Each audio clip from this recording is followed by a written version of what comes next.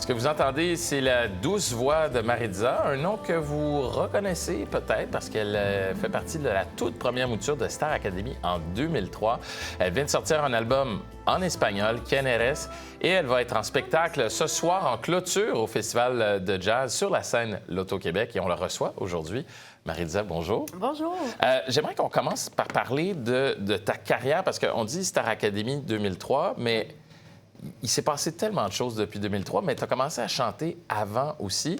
Et là, tu te retrouves en 2022 sur la scène L'Auto-Québec, le dernier spectacle du Festival de jazz. Ma question, c'est est-ce que c'est l'aboutissement d'un rêve, le début d'un rêve, ou c'est simplement un parcours qui t'amène là et tu es au milieu de ton parcours, en quelque sorte? C'est vraiment une belle question. Je pense que c'est mon parcours qui m'a amené là, mais aussi le début d'un rêve. C'est vraiment comme ça que je me sens. C'est la première fois dans ma vie que j'arrive à ressentir, tu sais, vraiment un sentiment de fierté puis de satisfaction pour quelque chose que j'accomplis. Fait que ça a été beaucoup de travail pour en arriver là. Une des premières fois, oui. malgré le fait que tu fais de la musique depuis plus que 20 ans maintenant? Oui, c'est fou, hein? Ouais. Oui, j'avais tout le temps un sentiment un peu d'imposteur, de ne pas être assez bonne, de ne pas être à la hauteur. C'est tout le temps présent. Fait que j'avais un drôle de rapport à la musique, puis au public aussi. Tu sais, est-ce qu'ils m'aiment vraiment? Est-ce que, tu sais, alors que je suis vraiment complètement ailleurs maintenant, puis ça fait vraiment du bien. Est-ce que tu penses que le fait justement d'être ailleurs, puis d'avoir laissé un peu ces questionnements-là de côté, pour retourner, j'ai envie de dire, un peu comme à tes racines, figurément parlant, mais aussi concrètement, est-ce que tu penses que ça t'a aidé aussi à passer par-dessus ça et à atteindre, dans le fond, le plus haut sommet de ta carrière jusqu'à maintenant? Bien, tout à fait. Je pense que oui. Je pense que ce désir-là de retrouver une partie de moi que j'avais perdue de par l'adoption, le déracinement, tout ça, c'est sûr que ça fait que je me sens plus accomplie, que je sais plus qui je suis aussi. Fait que c'est sûr que ça transparaît aussi dans ce que je peux apporter maintenant, je pense, musicalement. Justement, je veux que tu en parles. Tu ouvres la discussion justement sur l'adoption.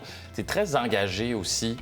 Tu parles de l'adoption, tu as fait un spectacle pour parler de l'adoption. Dans tes paroles également, ça se manifeste. Est-ce que cet aspect de ton art, tu penses, a aidé à ton éclosion maintenant, le fait que tu sois allé gratter un petit peu plus dans ton personnel, ça aide justement à ouvrir puis à rapprocher le public de ton art? Oui, vraiment. Tu sais, cet album-là, il est vraiment intime. Puis ça a été pour moi vraiment nécessaire de plonger dans cette histoire-là d'adoption. Mais tu sais, de façon, tu sais, à une autre époque, ça aurait été très tu sais, dramatique et tout. Puis là, maintenant, c'est plus avec une douceur, je pense, un petit apaisement, une acceptation aussi qui est là. Fait que oui, je pense que le fait de m'ouvrir, ça permet peut-être aux gens de connecter davantage aussi à qui je suis. Tu es très engagée dans ta musique, mais à l'extérieur de ta musique aussi, puis ça se complète, j'ai l'impression. Tu es fondatrice, directrice d'une OBNL, une ressource pour aider les gens à travers l'adoption.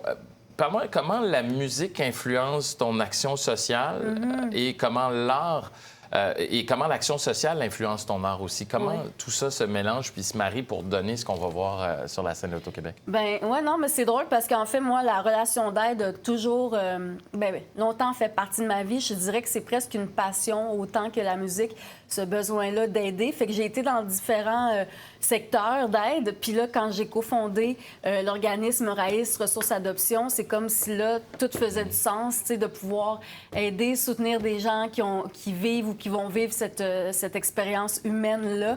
Fait qu'on dirait que je me sentais vraiment à ma place. Et là, d'emmener ça aussi, ce vécu-là dans la musique, ça vient juste comme clore, je trouve, là. La chose. Dont le point culminant va être ce soir sur la scène L'Auto-Québec, Festival de jazz. Rapidement, 30 secondes, dis-moi, comment tu le vis? T'es-tu nerveuse? C'est quoi le sentiment d'arriver là puis de dire « J'arrive en haut de la montagne à ce moment précis-là ». Oui, c'est tellement... C'est comme irréel. Ça fait 4 ans que j'ai pas fait de spectacle. Puis là, de revenir par la grande porte là, pour moi. Puis je remercie énormément Laurent Saunier. C'est grâce à lui que je vais être là, ce spectacle-là. Merci du fond du cœur. Je me pince encore. Ça va être fou. Ça va être un moment mémorable dans ma carrière, c'est sûr. Maritza, merci énormément. Puis on rappelle que ton album Quién eres est disponible partout sur les bonnes plateformes. Et sûrement en disque, ça existe encore, je le rappelle. Le disque physique existe encore. Merci beaucoup d'avoir été avec nous. Merci. À bientôt.